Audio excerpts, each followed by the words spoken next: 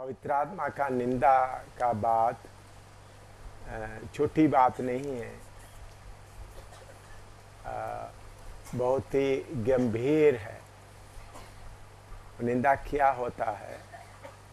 पवित्र आत्मा इतना कष्ट सहते हुए हमारे बीच में हमारा पाप का स्वभाव को सहते हुए हमारे साथ रहते समय में उस पवित्र आत्मा को तुच्छ जानना वो है बहुत बड़ा पाप है। पवित्र आत्मा, देखिए, प्रभु यीशु मसीह इस दुनिया में मनुष्य के रूप में आकर चरनी में उनको जैसा रास्ते में उसका जन्म हुआ, फिर उस चरनी में लटाया गया। उसके बाद प्रभु यीशु मसीह कितना दुख और तकलीफ उठाते हुए हमारे बीच में रहा, लेकिन प्रभु यीशु मसीह थोड़ी देर ही रहा, 33.5 साल और कुछ दिन। लेकिन पवित्र आत्मा ऐसे 2000 से ज़्यादा समय हो गया, साल से ज़्यादा समय हो गया हमारे बीच में रह रहा है, हर बात हमको सिखा रहा है। तो पवित्र आत्मा के द्वारा कोई बात कोई बताते समय में जानबूझे है क्या, मुझे और मालूम है। और कोई एक प्रभु का दास आपको बता रहे आत्मा ऐसा बताता है, वो क्या बोलता है मुझे मालूम है। ऐसा बोलते समय में पवित्र आत्मा को निंदा करता है, आपका गलती के बारे में बताता है, फिर भी आप गलती मानने के लिए तैयार नहीं होता है। पवित्र आत्मा को निंदा करता है। कैसा निंदा करता है? आपका गलती बताने के बाद भी आप उसको स्वीकार नहीं करता है, तो आप परमेश्वर को, आत्मा को तुच्छ जानता है। और परमेश्वर की आत्मा कितना गंभीर है, इतना भयानक है, इतना महत्वपूर्ण है, तो उस बात को याद करेगा तो पवित्र आत्मा का बात को आप एकदम मानेगा। उसके लिए आप और कुछ भी नहीं बोला। आत्मा ऐसा बोलते तो मुझे आगे कोई सवाल नहीं। लेकिन कुछ लोग अपना मस्ती में आकर, अपना घमंड में आकर पवित्र आत्मा को तुच्छ जानता है। इसलिए एफेसियों की पत्री में लिखा है, तुम्हारा छुटकारे के लिए मोहर लिया हुआ पवित्र आत्मा को शोकित मत करो, क्योंकि पवित्र आत्मा बहुत कष्ट सहते हुए आपके साथ रह रहा है, आपके साथ आपका हर गंदगी को देखते हुए, आपका पाप को, आपने पाप किया, पवित्र आत्मा को मालूम है, पवित्र आत्मा आपको इकरार करने के लिए मौका दे रहा है, फिर भी आप उस मौका को इस्तेमाल नहीं कर रहा है। अपना बड़ापन को सोचते, मैं इकरार करेगा तो मैं छोटा हो जाएगा बोल के सोचते। ये सब पवित्र आत्मा को क्या करता है? पाप, पवित्र आत्मा के खिलाफ करने वाला पाप है। फिर उसको क्षमा नहीं मिलेगा, फिर भारी सजा के बिना कोई क्षमा नहीं मिलेगा, भारी सजा होगा, छोटा सजा नहीं। क्योंकि बाकी लोग, क्योंकि मैंने ऐसा काफ़ी बात देखा।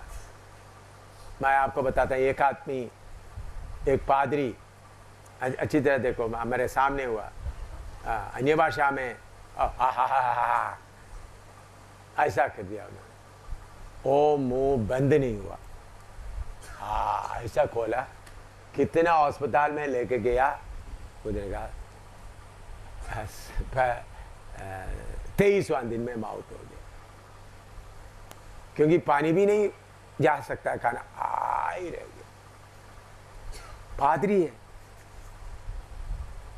कितने लोग बोला प्रार्थना के, उनको मुंह बंद करके प्रार्थना करने का मौका नहीं, बंद नहीं कर सकता।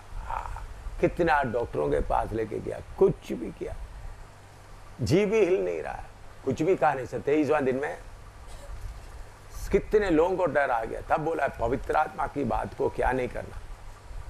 एक चट्टान के ऊपर खड़ा होकर किया था, मेरे सामने किया था, मेरे सामने किया। मैं उस समय इतना बड़ा नहीं था, मेरे सामने किया केरला में। उस ऐसा मुंह खुला ही रहा। 23वां दिन में मौत। कितने, बहुत अमीर थे, बहुत पैसा वाला था, बहुत अमीर था। तो पवित्र आत्मा तो इसलिए पवित्र आत्मा कुछ भी बात आपको बताए, पवित्र आत्मा से खेलो मत। डरते कांपते हुए पवित्र आत्मा का बात को, मैंने कल बताया परमेश्वर का आत्मा क्या है, पिता का आत्मा है, पुत्र का आत्मा है। उस बात को समझो, उस डर से नहीं तो फिर आप सोचेंगे मैं बच जाएंगे। भाई कौन सर्वशक्तिमान परमेश्वर के सामने बच सके? बच कर जा सकता है? कौन बच कर जा सकता? कोई भी बच कर नहीं जा सकता। बड़े बड़े महान लोग बच कर नहीं जा सकते, तो आप कीड़े, हम सब कीड़े कैसा बच सकते हैं? इसलिए पवित्र आत्मा का बात के ऊपर अगर आपको किसी बात का शक पड़ रहा है, पवित्र आत्मा से प्रार्थना करें, ये दुष्ट आत्मा बोल रहा है आपको क्लियर हो गया तो बोल सकते हैं आप पवित्र आत्मा से नहीं बोल रहे, दुष्ट आत्मा से बोल रहे। जब आपको क्लियर हो गया, नहीं तो आपको क्लियर नहीं हो तो चुप रहे। मुझे मालूम नहीं, एकदम हम अपना जल्दीबाजी में, अपना हिसाब में आकर पवित्र आत्मा को तुच्छ जानकर कुछ करना नहीं, बहुत बड़ा पाप है। पवित्र आत्मा का किया हुआ पाप को क्या नहीं किया जाएगा? माफ किया नहीं जाएगा। ठीक है, तो इसलिए सीरियसली इस बात के ऊपर, जब आपको कोई बात क्लियर नहीं है, परमेश्वर की आत्मा के खिलाफ है, ये दूसरा आत्मा बोल रहा है तक क्लियर नहीं है, चुप रहो, ताकि आप आत्मा के खिलाफ आपका मुंह से कोई शब्द ना निकले। अभी हमने पवित्र आत्मा का विषय पूरा नहीं सीख रहा है, लेकिन आत्मा का नाम नहीं सीख रहा है। पवित्र आत्मा का विषय सीखना है तो कम से कम 2-3 हफ्ता चाहिए। हमें यह समझता है कि मुश्किल है कि हमारे अंदर जो प्रेरणा हो रही है बड़ा शारीरिकता से है या आत्मा से। तो पवित्र आत्मा की आवाज़ या प्रेरणा को हम कैसे समझें, इसका सरल उपाय, इसका सरल उपाय किया है।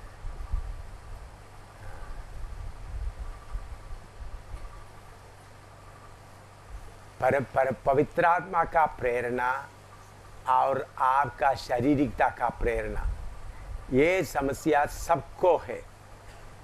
पवित्र आत्मा का प्रेरणा समझना और शारीरिकता का प्रेरणा समझना, ये समस्या सब लोगों के लिए है। एक कैसा है, पवित्र आत्मा की तरफ से आपके अंदर प्रेरणा होता है तो जरूर आपके दिल के अंदर एक तसल्ली रहेगा, हाँ ये पवित्र आत्मा की तरफ से है, कोई सवाल नहीं उठेगा और आपको उसको मदद करने वाला, साथ देने वाला वचन भी मिलेगा। लेकिन आपका शारीरिकता से कोई बात आते तो थोड़ा सा ऐसा रहे, सही है या नहीं, सही है या नहीं, सही है या नहीं, शक रहेगा। इसे मालूम होना एक कौन सा है, शारीरिकता है। ये मैं पवित्र आत्मा से जब आपको कोई प्रेरणा होता है तो शरीर है या नहीं पक्का है करके आपको क्लियर क्या होगा, तसल्ली से मालूम, ये पवित्र आत्मा बोल रहा है। शारीरिकता से बात है तो आपको सोचना पड़ता है ये सही है नहीं। जब आपको ऐसा ये सोचने वाला बात आते वक्त आप समझना ये कौन बोल रहा है, मेरा शारीरिकता बोल रहा है। थोड़ा सा भी शक रहेगा तो तब क्या बोलना है, फिर उस बात को परमेश्वर के सामने रखते हुए प्रभु क्लियर करो करके बोलना है। पवित्र आत्मा की तरफ से जो आवाज आते या प्रेरणा आते वक्त कोई शक बिल्कुल नहीं रहता, थोड़ा सा भी बाल मानिंद भी शक नहीं रहता।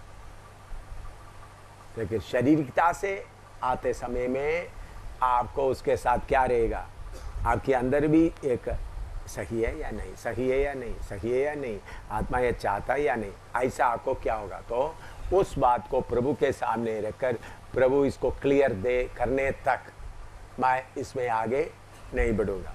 जब पवित्र आत्मा का प्रेरणा आते वक्त आस्था से शुरू होता है, फिर वो मजबूत होता जाता है, आपके अंदर इतना शांति रहता है।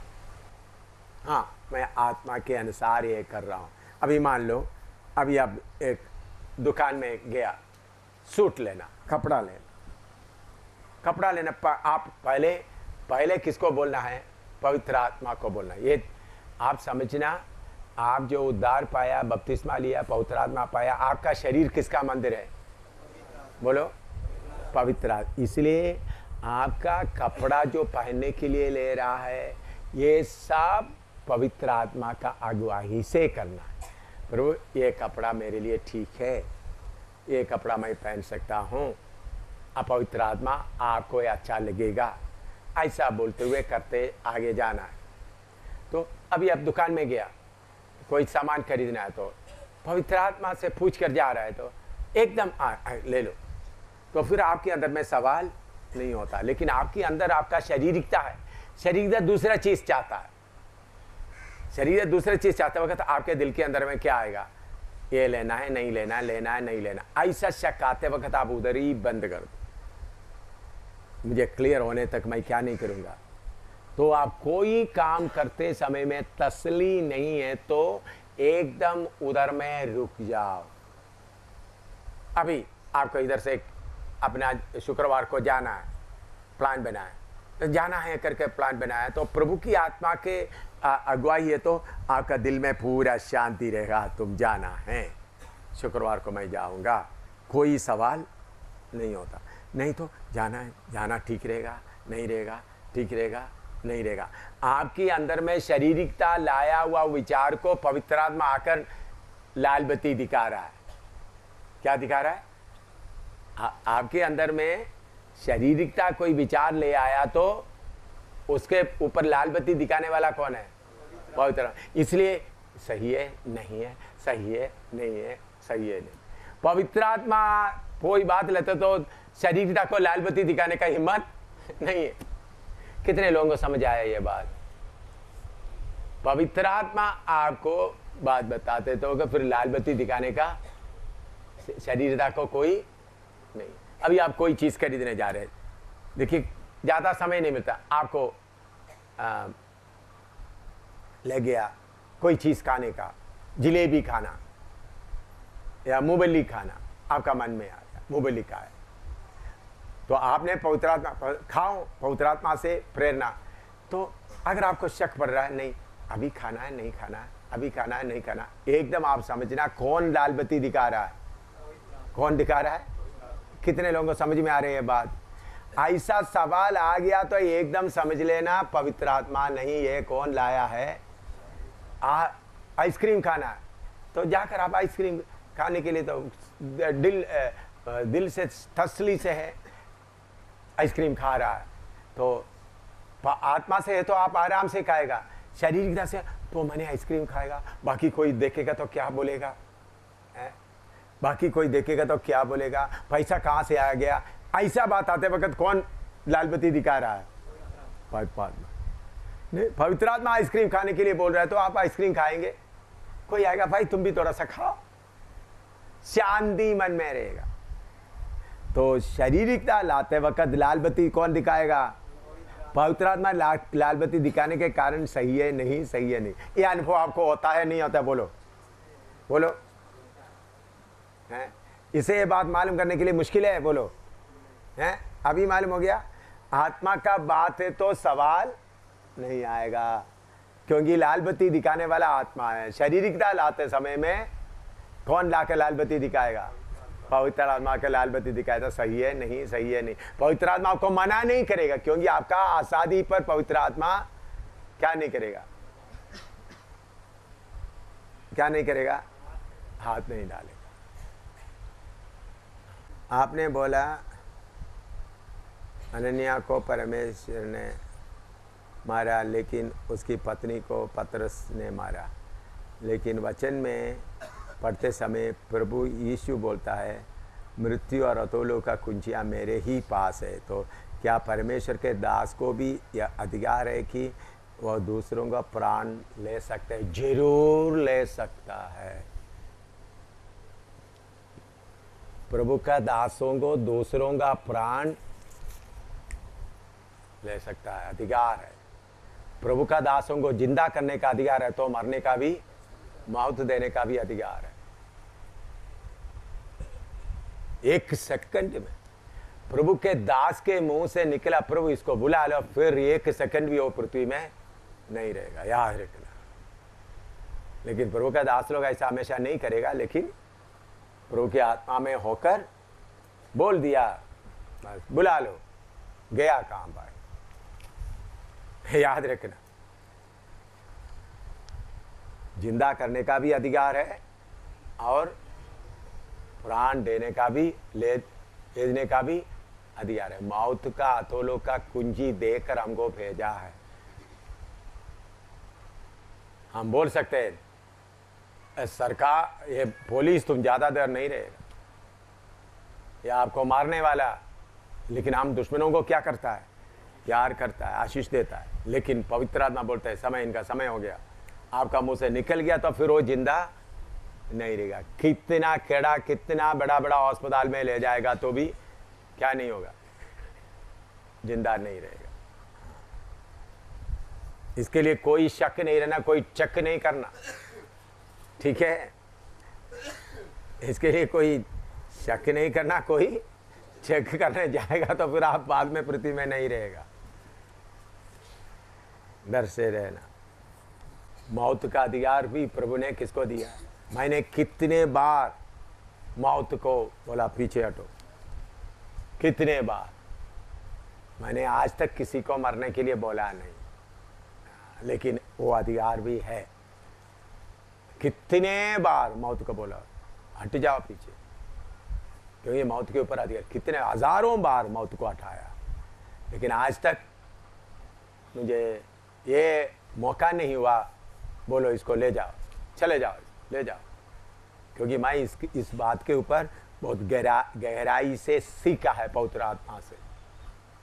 पतरस बोला, पतरस ने प्रार्थना नहीं कर रहा है प्रभु तुमको सजा देंगे, तुम्हारा उधर लिखा हुआ बात आप पढ़े, तुम्हारा पति को लेके गाड़ा हुआ लोंगा पाव है, वो तुमको भी क्या करेगा, ले जाए। पतरस उधर में प्रार्थना नहीं कर रहा, उनका अधिकार इस्तेमाल कर रहा है। प्रभु का दासों के पास का अधिकार कितना है आपको कोई अंदाजा नहीं है।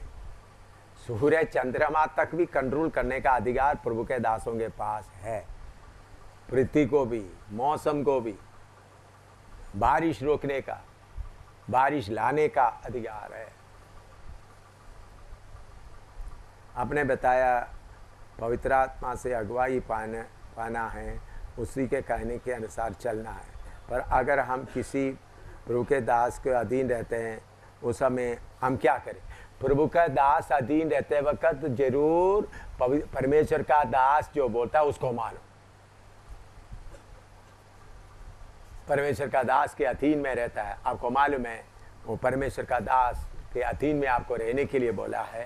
तो परमेश्वर का दास आपको जो बोलता है बिना सवाल उसको मानो उधर में। क्योंकि अगर परमेश्वर का दास आपको उल्टा चला रहा है, पकड़ेगा प्रभु उसको, उसका गर्दन कौन पकड़ेगा? परमेश्वर पकड़ेगा, उसका गर्दन अच्छी तरह पकड़ेगा। क्योंकि प्रभु आपका बात को देख रहा है, आपको आपसे सवाल नहीं पूछा जाएगा। प्रभु का दास आपको क्लियर बोल रहा है इधर जाओ, तो जरूर हाँ मैं जा रहा हूं एकदम। तो वो प्रभु का दास अपना मनमर्जी से कर रहा है, पकड़ेगा किसको? प्रभु का दास का गर्दन प्रभु पकड़ेगा।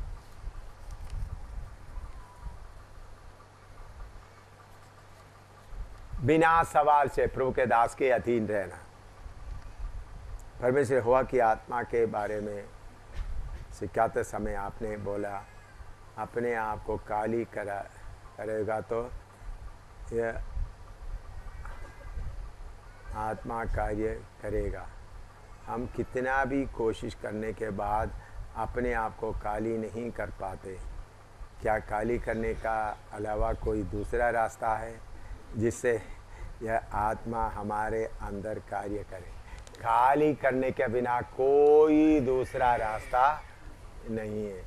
क्योंकि पवित्र ये सवाल मालूम हो गया है? दोबारा मैं पढ़ता हूँ। परमेश्वर यहोवा की आत्मा के बारे में सिखाते समय आपने बोला अपने आप को काली करोगे तो आत्मा कार्य करेगा। हम कितना भी कोशिश करने के बाद भी अपने आप को काली नहीं कर पाते। क्या काली करने के अलावा कोई दूसरा रास्ता है जिससे यह आत्मा हमारे अंदर कार्य करे? आत्मा कार्य करे, बहुत आत्मा बाहर है, वो कार्य करने के लिए तैयार है, लेकिन पवित्र आत्मा कार्य करना है तो आपको पूरा काली करना होगा, अपने आप को काली करना। पवित्र आत्मा आकर नहीं करना। आप ये बोल सकता है पवित्र आत्मा को, पवित्र आत्मा मेरा ये स्वभाव को मेरे से हटता नहीं है, मेरे ये स्वभाव मेरे से हटता नहीं, पवित्र आत्मा इसको हटा दो। चाहे कितना भी दर्द के साथ आप हटाएगा तो भी हटाओ, मैं सहमत हूँ। ऐसा बोलेगा तो पवित्र आत्मा वो बातें हटाने के लिए आपको मदद करेगा। लेकिन ये बातें मेरे से निकालो करके बोलने का काम किसका है? आपने अपना मुँह से। पवित्र आत्मा कभी भी आपका फ्रीडम, आज़ादी पे हाथ नहीं लगाता। पवित्र आत्मा एक ऐसा शक्ति है, कभी जब आपने अपने आप को पूरा दे दिया, बांधा हुआ हालत में दे दिया, तो पवित्र आत्मा कार्य करेगा। नहीं तो पवित्र आत्मा चुपकर आपका इशारे की ओर देखता रहेगा। प्रभु ये बात मेरे अंदर से काली कर दे, ये बात मेरे अंदर से काली कर दे। ऐसा अपने आप को क्या करना है? काली करने के लिए सौंप देना, एक एक चीज उठाकर फेंक देना, शक्ति से फेंक देना। इसलिए प्रभु के वचन में लिखा, प्रभु यीशु दरवाजे में खड़ा होकर खटखटा रहे, वो खोल कर अंदर आ सकते हैं, नहीं आता। इसलिए प्रभु यीशु अपना क्रूस को रोज अपने आप उठा ले, एक एक व्यक्ति क्रूस को अपने आप उठा ले। प्रभु जबरदस्ती आपके कंधे पर क्रूस नहीं रख रहा है। तो हम प्रभु के सामने अपने आप को सौंपते हुए प्रार्थना करेगा तो प्रभु आत्मा कार्य करेगा। प्रभु की आत्मा को गुमराह करने के लिए हम कोशिश करेगा तो काम नहीं होगा। अभी पवित्र आत्मा का अलग अलग टाइटल हमने सीखा। नेक्स्ट है टाइप। पवित्र आत्मा के बारे में अलग अलग टाइप के लिए क्या बोल सकता है? प्रकार, किस्म या प्रकार के साथ पढ़िएगा। यूहन्ना 3 का 7 और 8, उसमें समझ आएगा। यूहन्ना 3 का 7 और 8।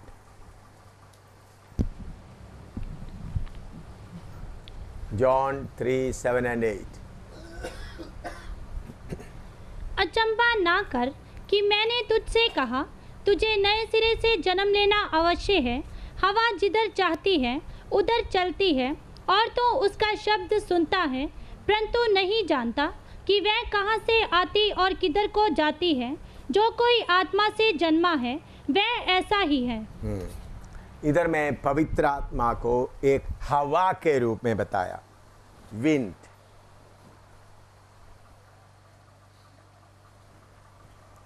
Holi spirit type.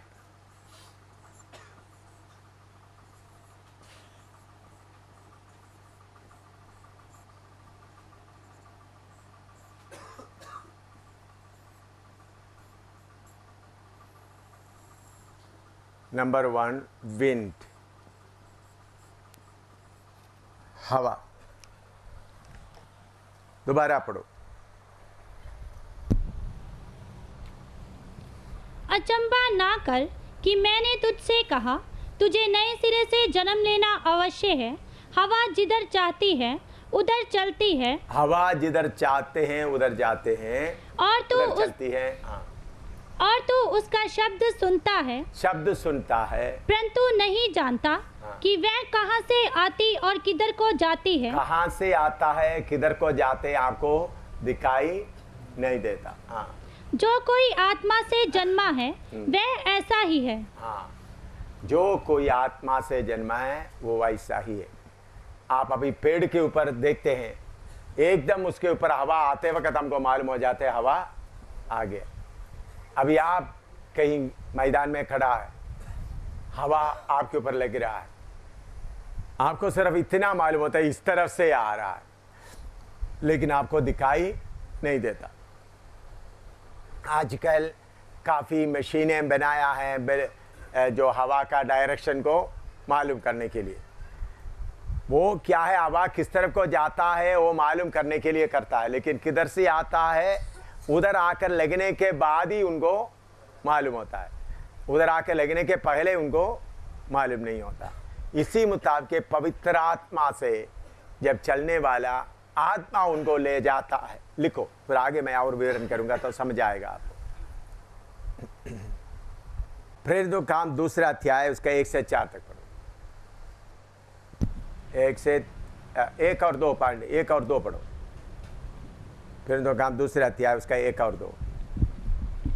जब पेंतेकुस्त का दिन आया तो वे सब एक जगह इकट्ठे थे। एकाएक आकाश से बड़ी आंधी की सी सनसनाहट का शब्द हुआ। हाँ, आंधी की सी सनसनाहट हुआ। वो क्या आ रहा था? पवित्र आत्मा आ रहा था। बहुत आंधी की सी, हाँ, और सनसनाहट हुआ। और उससे सारा घर जहाँ वे बैठे थे गूंज गया। हाँ, वो सारा घर क्या हो गया? बैठे थे, गूंज गया। हाँ,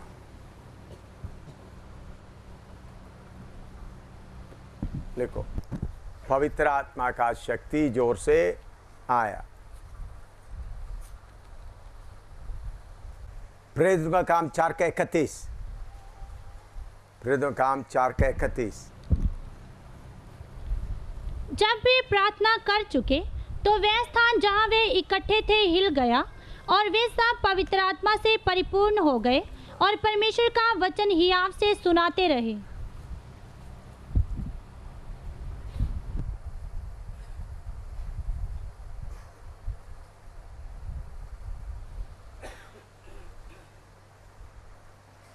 इधर में लोग बहुत धमकी दिया गया। पवित्र आत्मा और प्रचार करने के लिए यीशु के नाम से प्रचार नहीं करना, उनको धमकी दिया गया।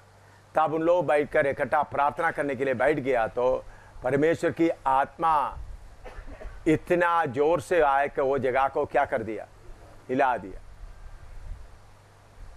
उधर में हवा आया करके नहीं लिखा है, बल्कि इतना जोर से आकर वो जगह को हिलाया।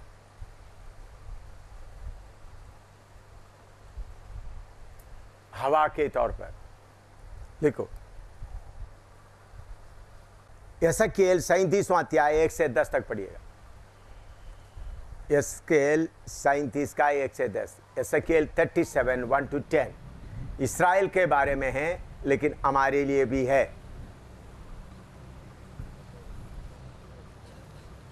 यहोवा की शक्ति मुझ पर हुई और वह मुझ में अपना आत्मा समवाकर बाहर ले गया और मुझे तराई के बीच खड़ा कर दिया।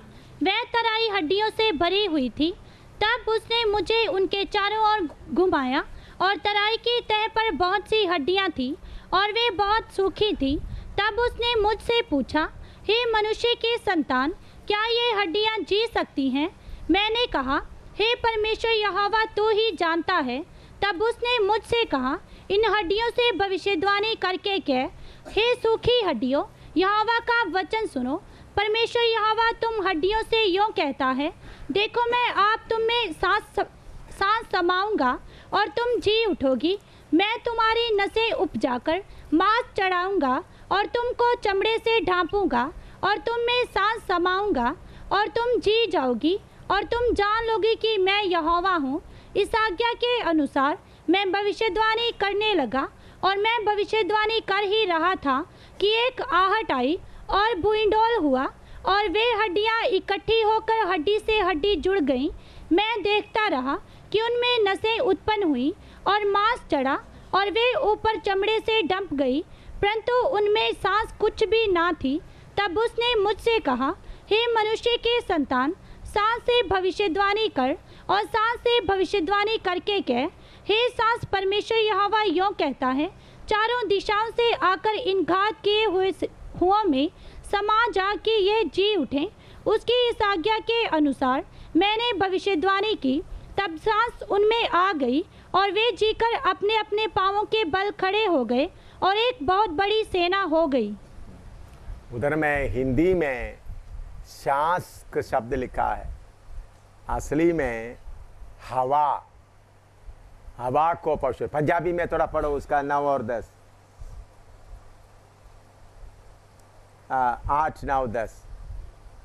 ਅਤੇ ਮੈਂ ਵੇਖਿਆ ਤਾਂ ਕੀ ਵੇਖਦਾ ਹਾਂ ਕਿ ਉਹਨਾਂ ਉੱਤੇ ਨਾੜਾਂ ਦੇ ਮਾਸ ਚੜ ਆਇਆ ਅਤੇ हाँ ठीक है, हाँ पढ़ो पढ़ो। ਅਤੇ ਚਾਮਣੇ ਉਹਨਾਂ ਨੂੰ ਢੱਕ ਲਿਆ, ਪਰ ਉਹਨਾਂ ਵਿੱਚ ਆਤਮਾ ਨਹੀਂ ਸੀ। ਤਦ ਉਹਨੇ ਮੈਨੂੰ ਆਖਿਆ ਕਿ ਆਤਮਾ ਲਈ ਅਗੰਮਵਾਚ, ਇਹ ਆਦਮੀ ਦੇ ਪੁੱਤਰ ਅਗੰਮਵਾਚ, ਤੂੰ ਆਤਮਾ ਨੂੰ ਐਂ ਆਖ ਕਿ ਪ੍ਰਭੂ ਯਹੋਵਾ ਐਂ ਫਰਮਾਉਂਦਾ ਹੈ, ਇਹ ਆਤਮਾ ਤੁਸੀਂ ਚੁਫੇਰਿਆਂ ਦੀਆਂ ਹਵਾਵਾਂ ਤੋਂ ਆਓ ਔਰ ਵੱਡਿਆਂ ਹੋਇਆਂ ਵਿੱਚ ਆਤਮਾ ਪਾਓ ਕਿ ਉਹ ਜਿਉਂਦੀਆਂ ਹੋ ਜਾਣ। हाँ, हवा का शब्द पंजाबी में आया है, हिंदी में सांस आया। हाँ, अंग्रेजी में मैं पढ़ता हूँ, and he said unto me, prophecy unto the wind, prophecy, son of man, and say unto the wind, thus saith the Lord God, come from the four winds, O breathe, and breathe upon these slain that they may live. इसका सही तर्जुमा में हवा, हवा को बोला, हवा आकर इनके ऊपर लगाओ। तो अब आपके उधर में सांस लिखा है, सांस के जगह में ब्रैकेट में आप हवा लिखो। अंग्रेजी लिखने वाला विंड लिखो, विंड, हवा। अपना बाइबल में ही लिखो, नोटबुक में नहीं, बाइबल में लिखो। बाइबल का तर्जुमा का गलती आते वक्त नोटबुक में नहीं लिखना, बाइबल में ही लिखना, ताकि हर समय आपको वो याद आ जाए। नोटबुक हमेशा साथ नहीं रहेगा। उस 9 और 10, 9, 8 और 9 के बीच में हवा के बराबर में विंड, हवा, जो सांस के बराबर में हवा लिख दो। 8 में भी हवा आकर उसके ऊपर सांस डाला, तो इसका मतलब आत्मा हवा में क्या आया, सांस डाला। हाँ, लिखो। हाँ।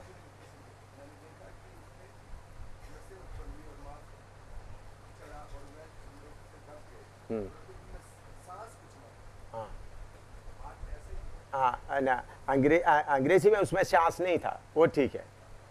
हाँ, वो सांस नहीं था, वो ठीक है। हाँ,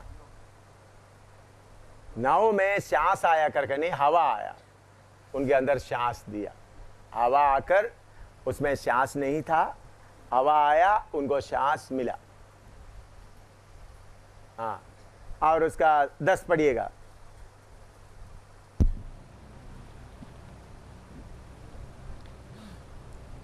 उसकी इस आज्ञा के अनुसार मैंने भविष्यवाणी की, तब हवा उनमें आ गई और वे जीकर अपने अपने पांवों के बल खड़े हो गए और एक बहुत बड़ी सेना हो गई। बहुत बड़ी सेना हो गई।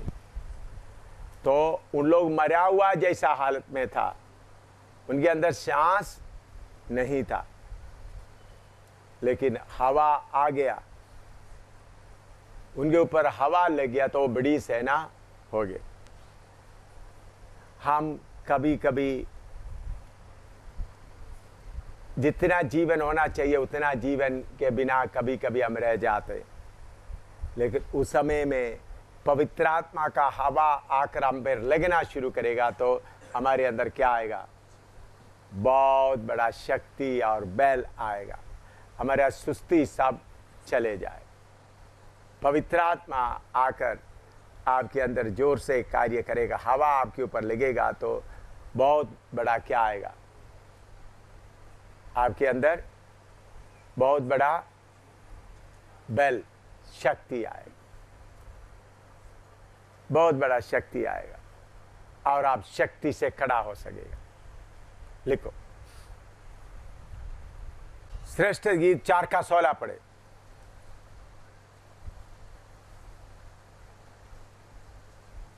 श्रेष्ठ गीत 4 का 16। हे उत्तर वायु जाग और हे दक्षिणी वायु चली आ, मेरी बारी पर बह, जिससे उसकी सुगंध फैले। मेरा प्रेमी अपनी बारी में आए और उसके उत्तम उत्तम फल खाए। इधर में परमेश्वर का कलीसिया को एक बाग के तौर पर बताया। उसके ऊपर बोला, दोबारा पढ़ो। हे उत्तर वायु जाग। उत्तर वायु, वायु या हवा, वायु का दूसरा शब्द हवा भी है ना, है उत्तर वायु। हाँ, और हे दक्षिणी वायु चली आ। हाँ, दक्षिणी वायु चले आ। तो कलीसिया में परमेश्वर की आत्मा का हवा लगेगा तो क्या फैलेगा? खुशबू फैलेगा। पवित्र आत्मा का हवा कलीसिया में जब लगेंगे तो खुशबूदार हो जाएगा, उसके अंदर छुपा हुआ खुशबू प्रकट होगा। पवित्र आत्मा के द्वारा छुपा हुआ खुशबू प्रकट होता है। प्रेरितों काम 8 का 39 और 40 पढ़िएगा। Acts 8:39 and 40। Acts 8:39 40। प्रेरितों काम 8 का 39 और 40। जब वे जल में से निकलकर ऊपर आए तो प्रभु का आत्मा फिलिपुस को उठा ले गया और खोजे ने उसे फिर ना देखा और वह आनंद करता हुआ अपने मार्ग पर चला गया। फिलिपुस अशदोद में आ निकला और जब तक कैसरिया में ना पहुंचा तब तक नगर नगर सुसमाचार सुनाता गया। इधर में हम देखते हैं पवित्र आत्मा हवा के रूप में आकर किसको ले गए? फिलिपुस को लेके गया। किधर? अस्तोद में मिला। उधर तक उनको क्या ले गया? आत्मा ले गया। लिखो,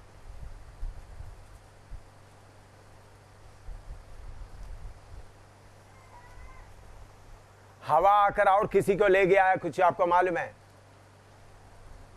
हाँ, एलिया को क्या कर दिया? हवा और रेत आया लेके गया। रोमी 8 का 14 पढ़े।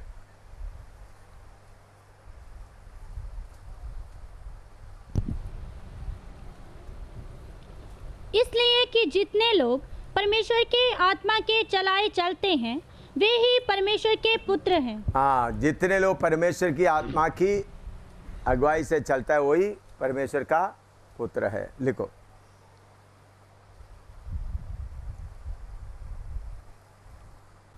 इसको विवरण करेंगे। होशिया 9 का 7 पढ़ो। होशिया 9 का 7। होशे 9 का 7। होशिया 9:7। होशे 9:7 9 का 7।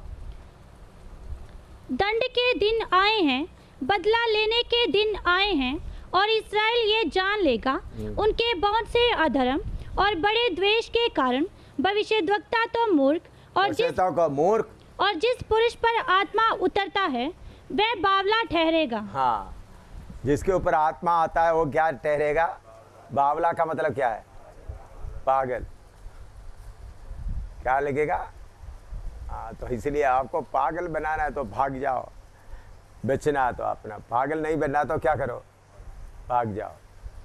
जिसके ऊपर आत्मा उतरता है वो क्या है? क्यों उसको पागल बोलता है? हैं?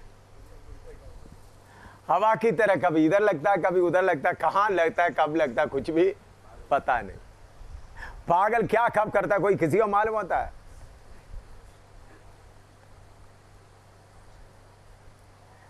20वीं सदी में कुछ पागल चाहिए। कौन चाहिए? पागल। हाँ, बोलते नहीं फंसा, ये काम मत करो अभी, हम अभी तो थोड़ा ठीक ठाक चल रहा है, हमको सबको पागल मत बनाओ, हैं? हम अभी थोड़ा ठीक ठाक चलो, तो थोड़ा कमी घटी है तो पागल बनेगा तो फिर क्या होगा? हैं? पत्नी भी बोलेगा ये क्या पागल के साथ मेरा शादी हो गया। पति बोले पागल तू क्या कर रहा है? पति बोला खाना बनाने के लिए, पत्नी तैयार होकर आ गया प्रार्थना करने के बाद, वो बोलते आज खाना नहीं बना, सिर्फ ठंडा पानी पिलाना। तो पति आ गया तो खाना नहीं बना, क्या है, ठंडा पानी बना। तो बस फिर क्या, कौन सा पानी चलेगा, फिर उधर हाथ का पानी चलेगा, फिर पति का हाथ चलाना शुरू कर देगा। तो पत्नी हालेलुया हालेलुया हालेलुया बोल के मार रहा है। तो शाम को रोटी देंगे, हाँ जी देंगे, शाम को रोटी देंगे। तो पति चले गया, चलो शाम को। तो पत्नी बैठ कर प्रार्थना की, आज शाम को कुछ नहीं बनाना, पानी भी नहीं देना। तो फिर क्या होगा? पवित्र आत्मा ऐसा बोल सकता है? नहीं नहीं नहीं नहीं, पवित्र आत्मा ऐसा, तो पवित्र आत्मा का थोड़ा कुछ होश होता है ना, घर में बर्बादी करेगा भाई। पवित्र आत्मा घर में बड़ा बर्बादी करने वाला है। आपको बहुत बार पागल बनाएगा, टेस्ट होगा। मेरे साथ हुआ है, मुझे फिर समझ होने का मुझे पागल बना रहा है, मालूम होने का मैं एडजस्ट करते चलता रहा। हाँ, ये आत्मा का काम है, कभी इधर कभी उधर। लोग अभी बोले एम शामिल प्रोग्राम दिया तो विश्वास नहीं करना है। जब वो आ गया तो तब समझ लो आ गया। कितने लोग बोल रहे हैं, अमेरिका में बैठने वाला भी लोग बोल रहे हैं एम शामिल से डेट ले लिया तो पक्का नहीं सोचना कभी आएगा, कभी तैयारी करो। इसलिए लोग बार बार फोन करता है, आप आता है, आप आएगा, आप आएगा, आप आएगा, क्योंकि आवाज ऐसा है, कभी इधर है कभी उधर है। कभी लास्ट मिनट में क्या करता है, तो अभी आप बोलेगा ये आपका अच्छा चला कि प्रभु का वचन का एक आड़ मिल गया, अपना मनमर्जी चला सकता है। हमारे लिए तो आपको आराम से देखो, हम कितने देर से आपको बुला रहा है, आप देखो टाइम नहीं है भाई, नहीं जाने का टाइम आता है भाई, आज मैं नहीं आ रहा हूं। अगर आत्मा के चलने वाला ऐसा बोलेगा तो उल्टा चाहिए, तो पवित्र आत्मा को उठा करके पौलुस की तरह, फिलिप्पुस की तरह किधर लगेगा, आपका बीच में लाकर रख देगा। आत्मा में चलने वाले को अपना मनमर्जी करने का मन बिल्कुल नहीं होगा। आत्मा में चलना है तो बहुत बेइज्जती के लिए भी तैयार रहना है, बहुत बुरी बेइज्जती के लिए भी तैयार। कभी प्रभु ऐसा, इसलिए पौलुस बोलता है मैं मनुष्य को खुश करने वाला तो परमेश्वर का दास नहीं हो सकता। बहुत बार परमेश्वर आपको ऐसा, पवित्र आत्मा ऐसा चेक करेगा, आपको बोलेगा फलाना जगह में जाने के लिए प्रोग्राम दे दिया, बाद में प्रोग्राम के उसी दिन बोलेगा नहीं उधर नहीं जाना, दूसरा जगह में जाओ। प्रभु देखता है आपका इज्जत का परवाह करता है या परमेश्वर की आत्मा का बात को मानता है। इसलिए मैं हमेशा बोलता हूँ प्रभु का मर्जी है तो मैं आऊँगा भाई। हमेशा क्या बोलता है, प्रभु का मर्जी है तो हाँ मैं आऊँगा करके पक्का नहीं बोलता, प्रभु का मर्जी। किसी को डेट या प्रोग्राम तो मैं पहले पेंसिल में लिखता हूँ, फिर बाद में थोड़ी देर पक्का होता इंक में लिखता हूँ। फिर भी कभी कभी क्या होता है, बदल जाता है प्रभु, क्योंकि प्रभु चाहता है उनका लोग आत्मा के अगुवाई से चलते रहे। जैसा एक आपने देखा होगा, ये पत्ता, पेड़ का सूखा पत्ता हवा में कभी उड़कर उधर जाएगा, बोलता है मैं चंडीगढ़ जा रहा हूँ। उधर से आपने तो गाड़ी, दूसरा गाड़ी आ रहा है तो उसमें पीछे हवा, उधर से पीछे उड़कर मैं किधर गुरदासपुर जा रहा हूँ। फिर कोई गाड़ी आता है धरीवाल जाने वाला, तो स्पीड से वो पता क्या करेगा, हमें उड़कर जाएगा। देखा आप लोग ऐसा? नहीं देखा शायद, आप लोग इतना गहराई से सोचा नहीं होगा। मैंने बहुत बार खड़ा होकर देखा, गाड़ी जाते वक्त पत्ते क्या करते, थोड़ी देर उधर जाकर गिर जाता है, उसके बाद दूसरा गाड़ी आता है उठकर इस तरफ आ जाता है, गाड़ी के साथ चलता नहीं रहता। प्रभु पवित्र आत्मा इसी मुताबिक करके हमारा मन मर्जी को पूरा क्या करता है, प्रभु काट करके खत्म कर देता है।